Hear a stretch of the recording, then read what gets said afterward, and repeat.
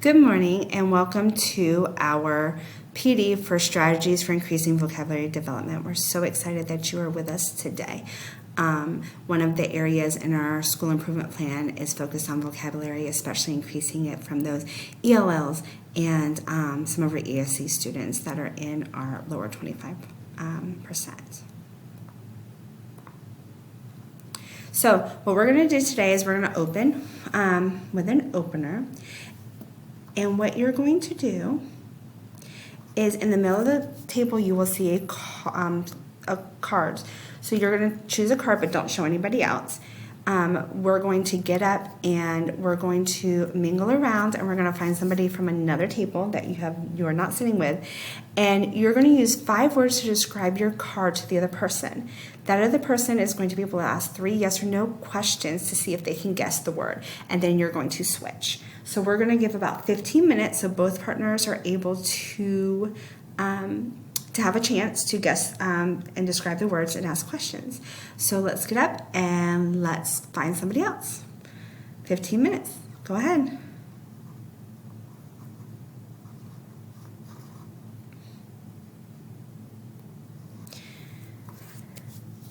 Great. It looked like we had a lot of people able to guess those words. As we come back to our seats and our tables, what I want you to do is I want you to think about the game that you just played, and with your shoulder partner, I want you to discuss a couple of things. Did you find it easy or did you find it hard? Think about how students of ELL or lower socioeconomic class would perform describing words if they don't have the background knowledge for those words. Talk with your partner and reflect on some of those things.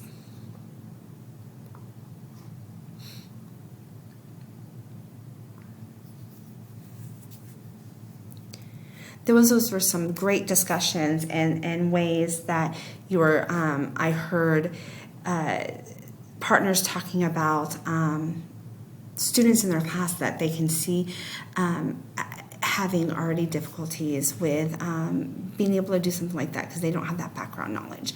So great discussions. Next, what we're going to do is talk about why vocabulary is important. So why is it important?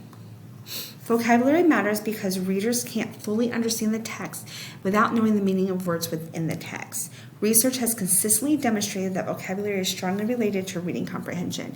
A student must understand the words they're reading to be able to comprehend it and to go further in their understanding. So if they're not understanding what they're reading, there's not going to be connections being made. So this is where it's very important that they're making connections to words and meanings so that they're able to understand those words and take it to fully comprehending what it is that they're reading in the passages and stories. So what are some strategies that we can use to help students? So one of the first strategies we're going to talk about is shades of meaning. Shades of meaning is taking adjectives that provide a stronger use of a common word, and this can help strengthen speaking and writing, and thinking about words they may come in contact with and knowing other adjectives or synonyms that mean the same thing, so then they're able to put a context and understanding to that word using a simpler word that they may understand better.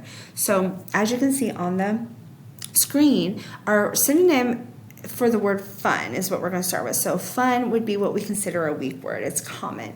Everybody knows when you say the word fun what that entails and can picture something that would be fun. So then you start thinking about other words that mean the same. So enjoyable, entertaining, amusing, and then exhilarating. Exhilarating is going to be a stronger way to say fun because it's going to have more shade to that meaning. It's going to be a stronger based word. So using these words in different ways and helping students understand synonyms and adjectives that can be used to describe these words are going to give them more words to play on and understand when they're using words, whether it's speaking or writing or even reading it in passages. Maybe they see the word exhilarating and they're like, oh, exhilarating means entertaining, and being able to really start using some of those adjectives and synonyms to help them start putting meaning to words that they may not see. So to practice, we're going to work with our shoulder partner, and you're going to choose one of the shades of meaning sheets in the middle of the table, and you're going to work together to see if you can come up with some of the adjectives and stronger meanings for the word that's given for you. We're going to take about 12 minutes to work with our partner, and then we'll have some reflection time. Go ahead.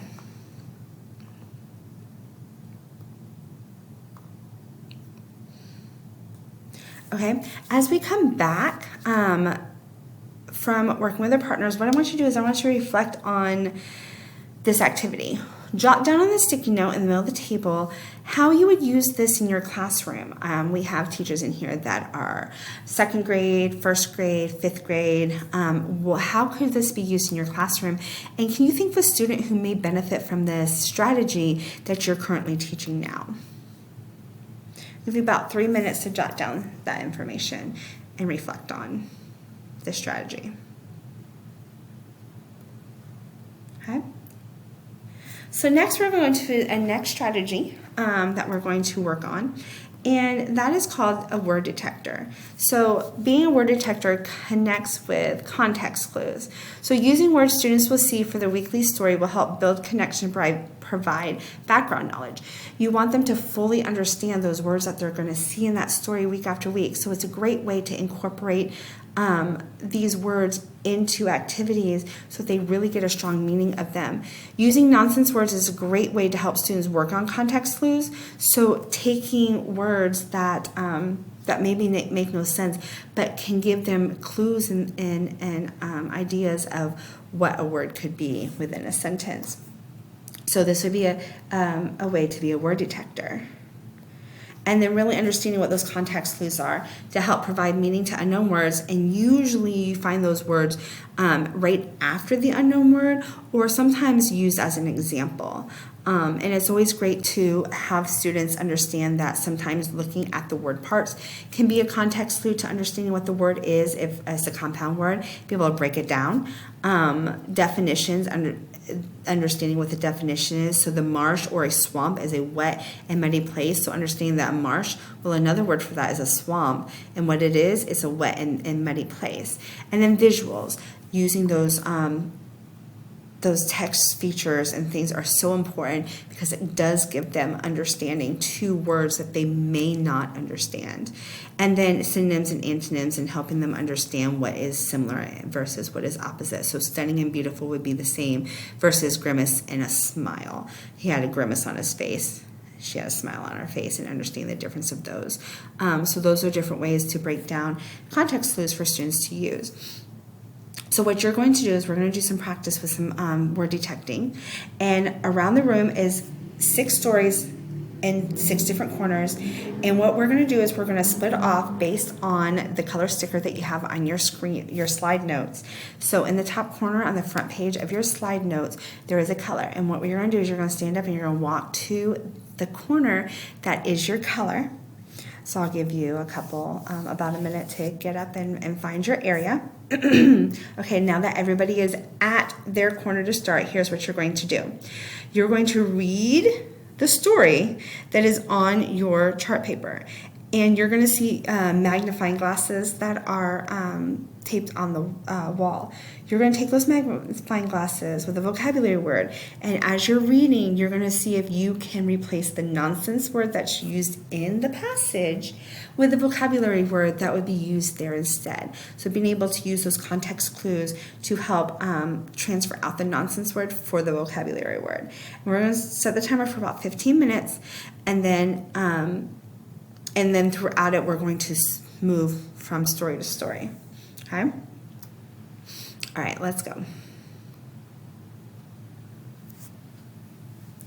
All right, it looked like everybody had a great time with that. So as we find our way back to our seats, what we're going to do is I want you to think about the activity you just did around the room. And then in the middle of your table, you're going to find an exit ticket that has context clues on it.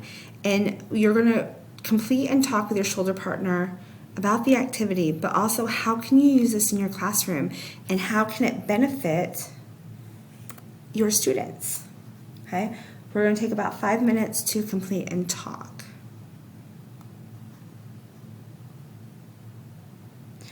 Okay, I heard some great conversations and about context clues and how you're already using them or ways that you can use them in the classroom, which is great. So besides the shades of meaning and context clues, what are some other examples that you can, strategies that you can use for context or for vocabulary development?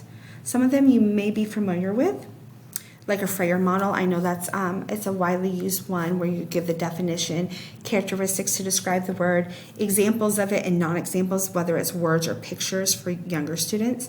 Another one that I came across that I've used that I thought was really great, graphic organizer, is when you take a word, for example, interact, and you give a meaning to it, and then you give the synonyms. So students have other words to help build that vocabulary.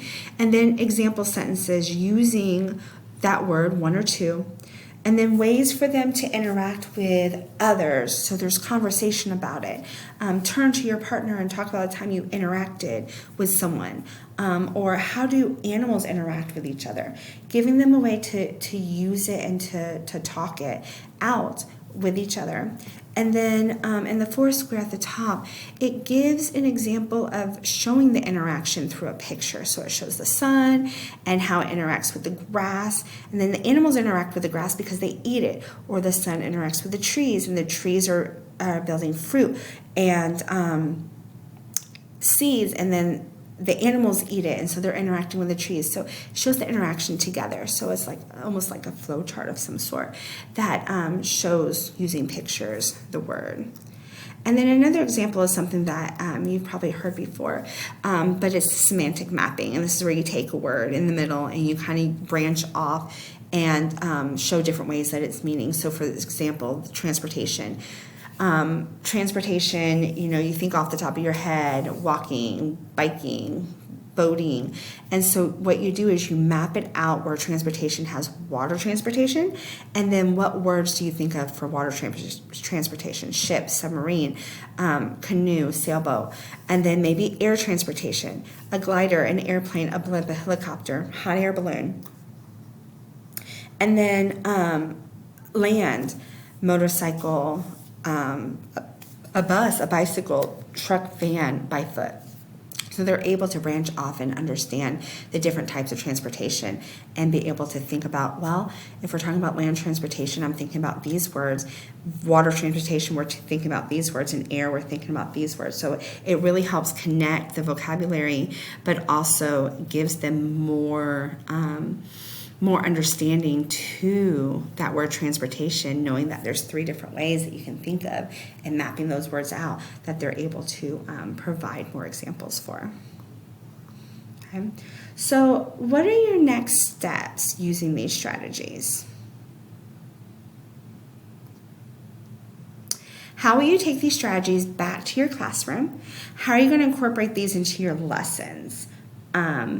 What we're going to do is we're going to do a quick 5-minute group discussion, and I want you to talk with your group about some implementation ideas that you're starting to think about using context clues or maybe shades of meaning or using some of those semantic mapping and things like that. How can you use that in your classroom? So we'll give about 5 minutes to have a conversation with our groups.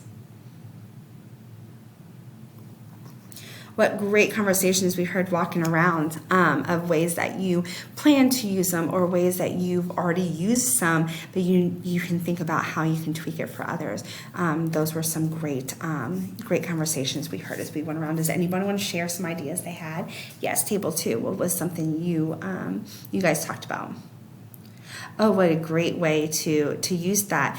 I'm sure that would be great to pass along to other team members in other grade levels as well. How about table 3? Do you have something that you wanted to share? That's a great idea as well.